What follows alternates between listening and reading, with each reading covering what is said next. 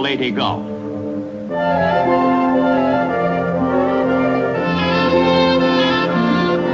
Across the restless wilderness of water that is Pacific in name only, the United States Navy orders Halsey's 3rd Fleet and Kincaid's 7th Fleet to the Philippines. Sailing over the Mindanao Deep and into Leyte Gulf, Allied soldiers and sailors come to answer the prayers of those who marched their way to death on Bataan 2.5 years earlier. It is October 1944.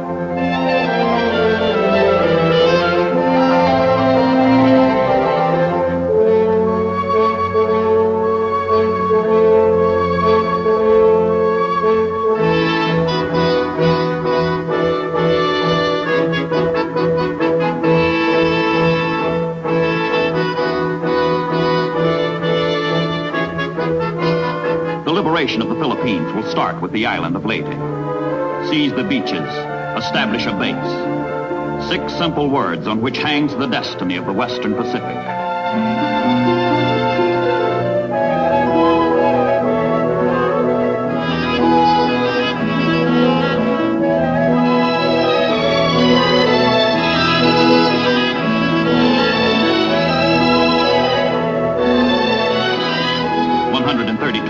Troops, 200,000 tons of material, 750 transports and landing craft.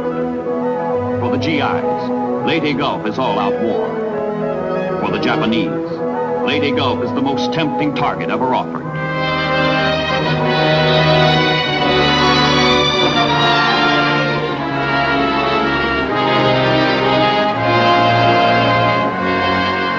And the Japanese know it. They have long been waiting for the Allies to get out on a limb.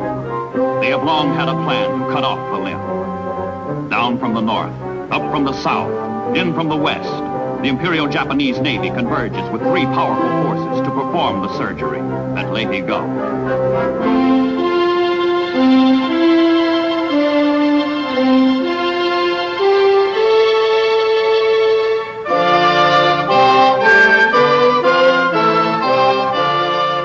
The entire remaining naval strength of Japan is mustered for one final, supreme battle. Loss of the Philippines will tear the Japanese empire in two, cutting off the home islands from the oil, the resources, the wealth of the Indies and Southeast Asia, fatally crippling Japan's ability to wage war. The Leyte landings must be destroyed if Japan is to survive. The Naval High Command confesses. We are about to fight a battle that will decide the fate of our empire. The mission of our naval forces is truly great.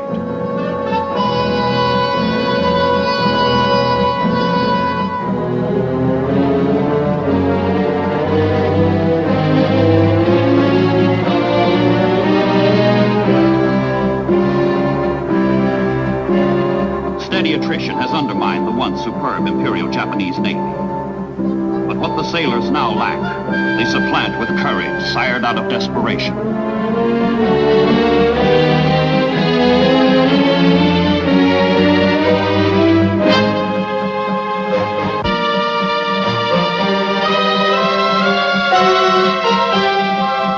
Identify these ships. United States battleship, Maryland class. United States battleship, Oklahoma class.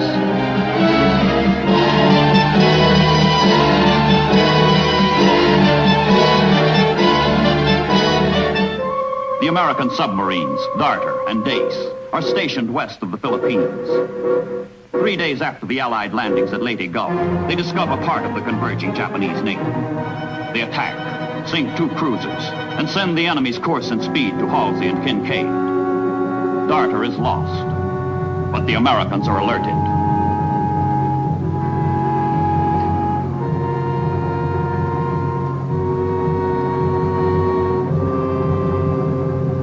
Intelligence from the submarines is analyzed and plotted aboard Admiral Halsey's flagship. The 3rd Fleet prepares its opening move in what is to be the greatest naval battle in all history. Halsey orders out his search planes, orders them to pinpoint the Japanese.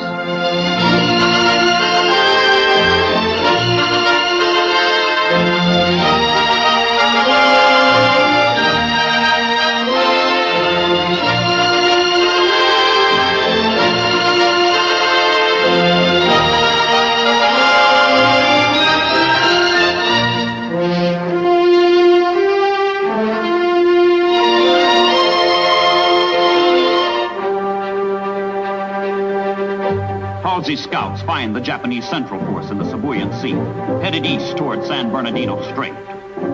The enemy plans to sail through the strait and then set a southerly course for Leyte Gulf. A southerly course for slaughter.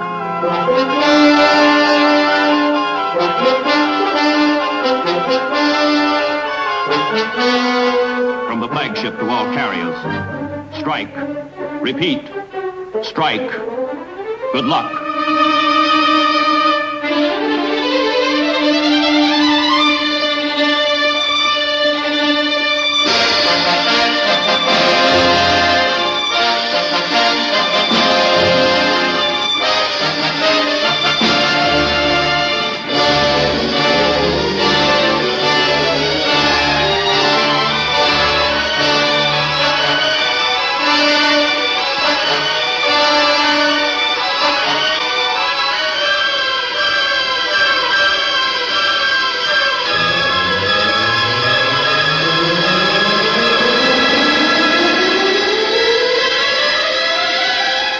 The Japanese Navy can count on no help from its pilots and planes, all but destroyed in earlier battles. So anti-aircraft measures have been intensified in the hope the ships by themselves can beat off the Americans.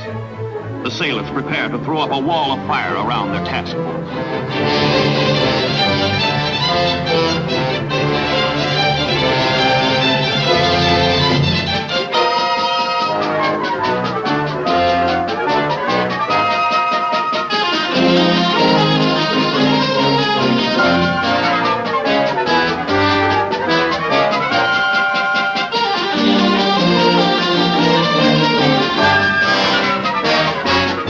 6 slashing attacks concentrate on the 63,000-ton battleship Musashi.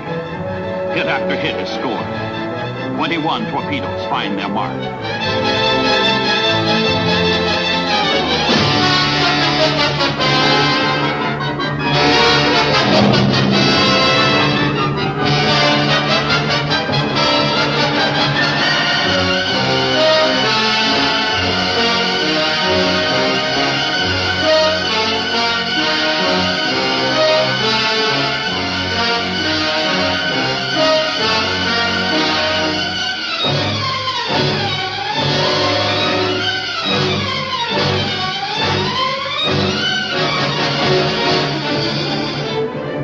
Musashi becomes the first Japanese battleship sunk entirely by aircraft. Other ships are damaged. The Japanese Central Force pauses and turns back. It has been battered, mauled, wounded, but it has not been destroyed.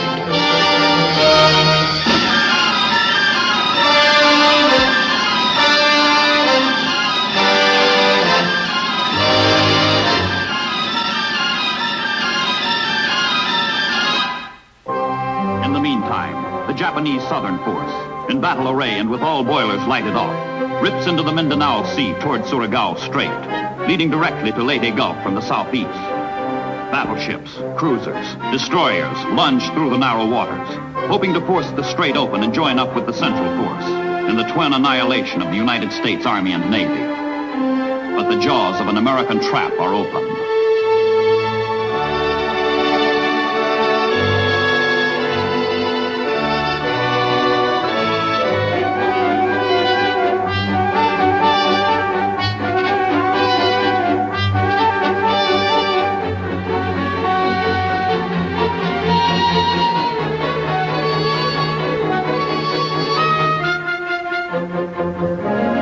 American men of war, alerted to the Japanese approach, race to put a stopper in the bottleneck of Surigao Strait.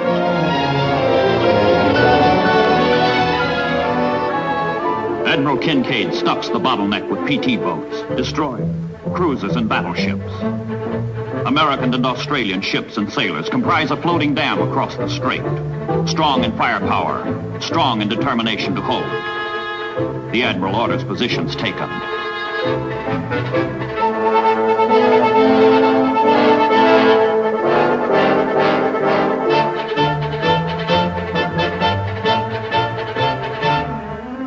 PT boats, trained to attack anything afloat, with no defense but speed, skill, daring, patrol the southern end of Surigao Strait.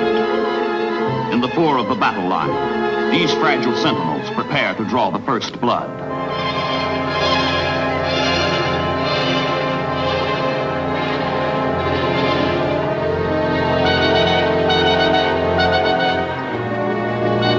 Behind the PT patrol is the destroyer picket line. Behind the destroyers are the cruisers. And behind the cruisers, the battleships. All hands are quiet, tense, waiting.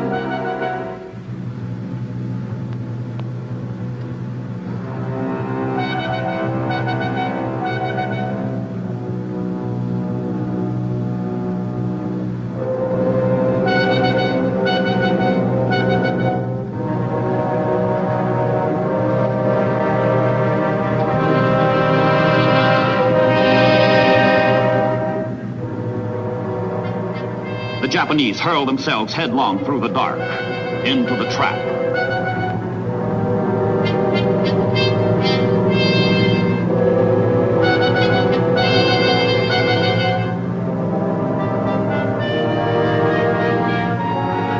Midnight, October 24th. Inside the Japanese force, detection gear picks up their enemy. Suddenly, brilliantly, searchlights dispel the night. The Battle of Surigao Strait is on.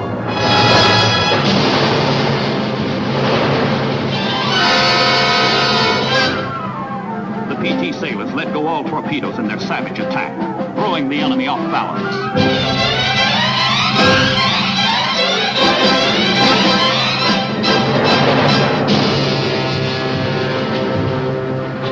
The PTs have done their job. Located the enemy, attacked the enemy, betrayed the enemy to the bigger boys. Now destroyers, cruisers, battleships, all in position, all at battle stations, take up the fight. The Japanese are in the trap, and the jaws close.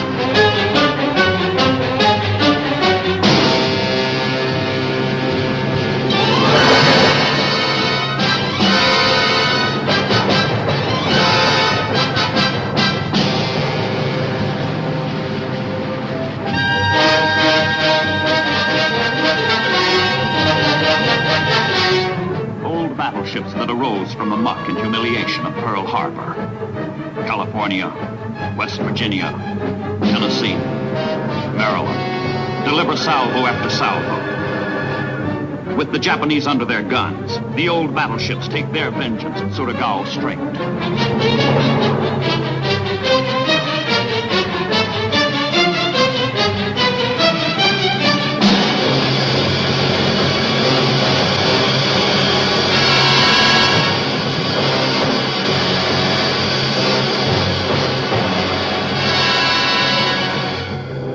The debris of Japanese disaster litters mile after mile of Surigao Strait. More than 5,000 Japanese sailors are wounded, missing, dead. The survivors, fanatical to the last, refuse to be rescued. The Japanese southern force is destroyed.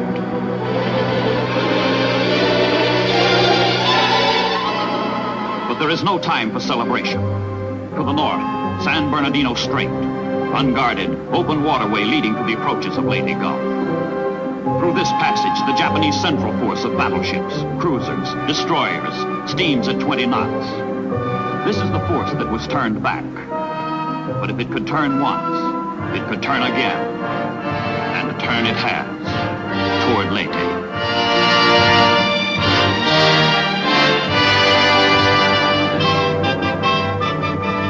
Only light American units, small escort carriers, destroyers, guard this approach to Leyte Gulf.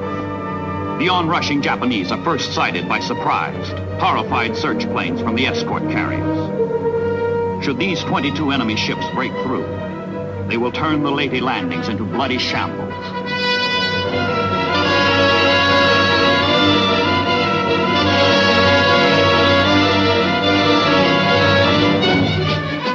Orders go out to the thin line of destroyers. Attack. Hit the cruisers. Block the battleships. These sailors sacrificed themselves for Leyte in the Battle of Samar.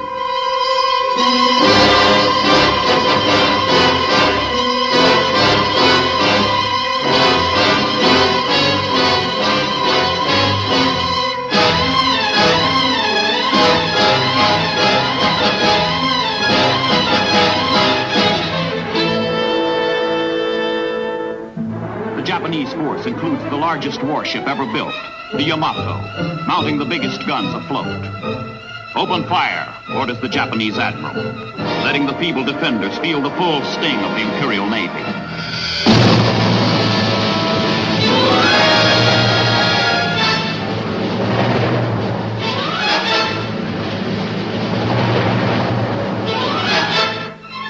Barrage after barrage straddles the escort carriers, protected only by the intrepid destroyers.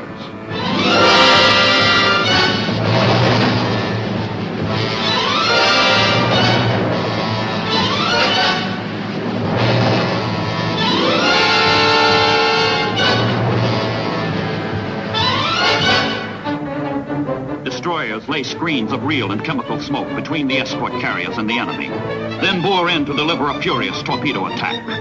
One of the most frantic, desperate actions of the war at sea.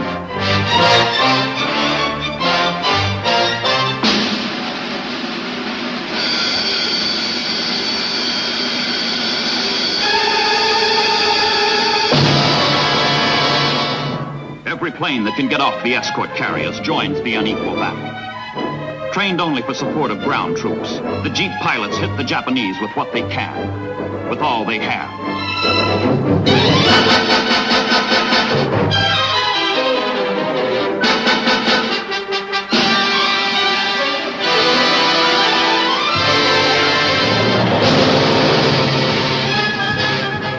The Japanese keep pounding away, smashing the reeling escorts, the dauntless destroyers.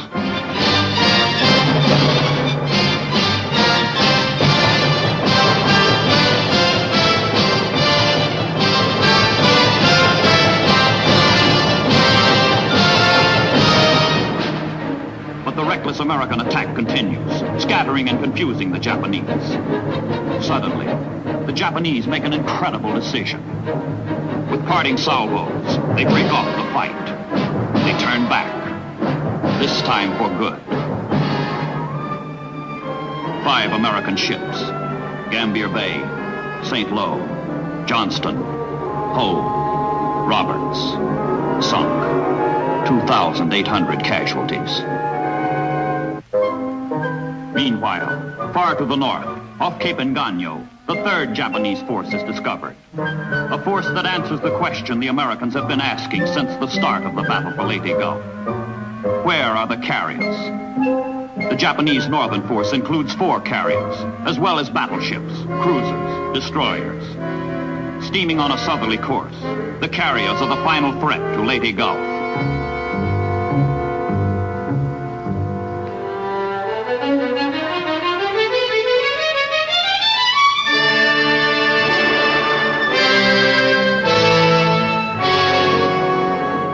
But the task of the northern force is suicidal. It is to act as decoy, to lure Halsey's 3rd Fleet away from Leyte Gulf, while the central and southern forces drive the Americans out of the Philippines. The Japanese are hopelessly outclassed, short on training, short of planes. We will be sunk, their admiral admits. That is our mission.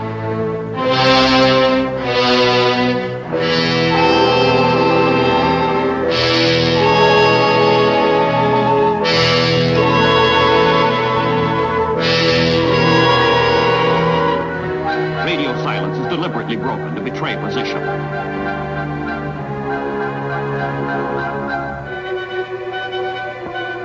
The dummy messages are intercepted by Halsey's radio men. The admiral is confronted with a tough problem. Should he stay at Leyte or sink the Japanese carriers? Regarding his mission to be offensive rather than defensive, he orders the 3rd Fleet north.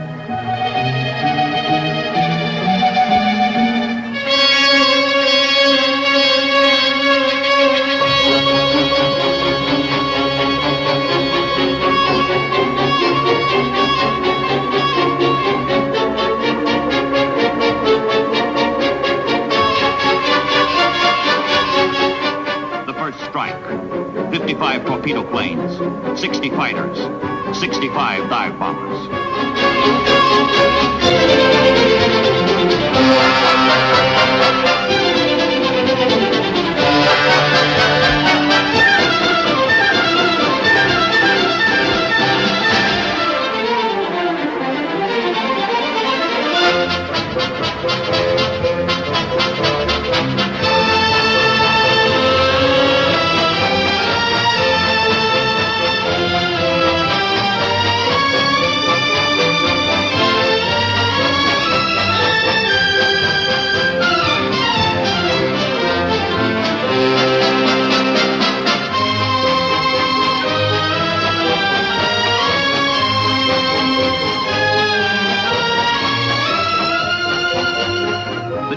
Japanese maneuver to receive the assault with massed, intense anti-aircraft fire.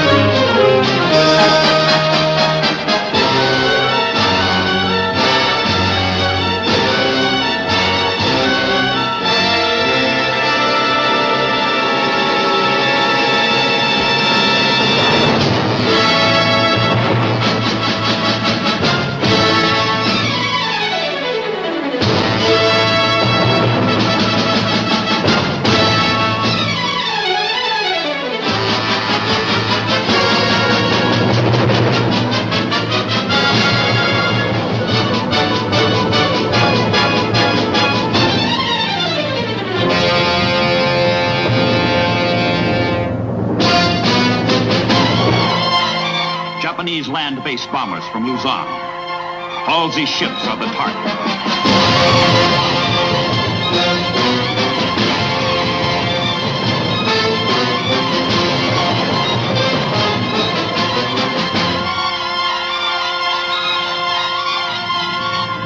Few Japanese attackers break through, but a single bomber finds its single mark with a single bomb.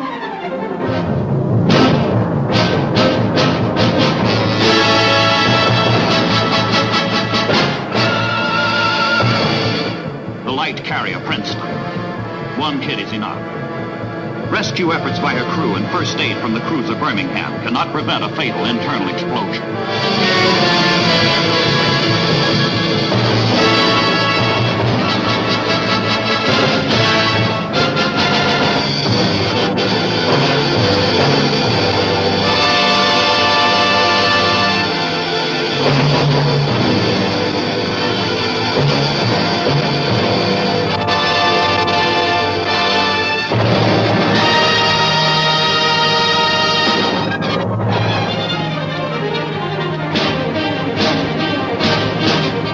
Japanese decoy has worked, but it avails them nothing.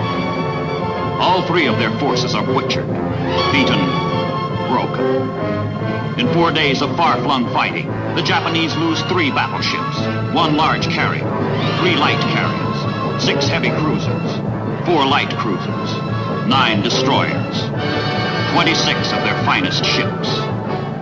Japan ceases to be a naval power. That dream is over. The once magnificent imperial fleet is no more.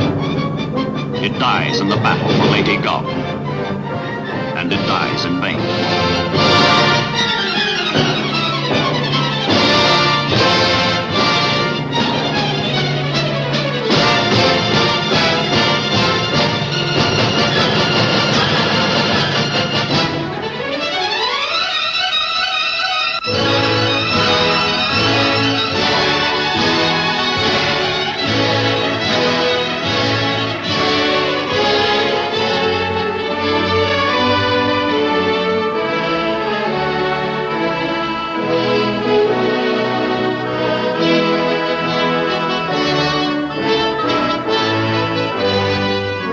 Fleets are made by nations. Battles are won by men. But when battle is done, the young and brave sleep, heedless of their greatest victory at sea.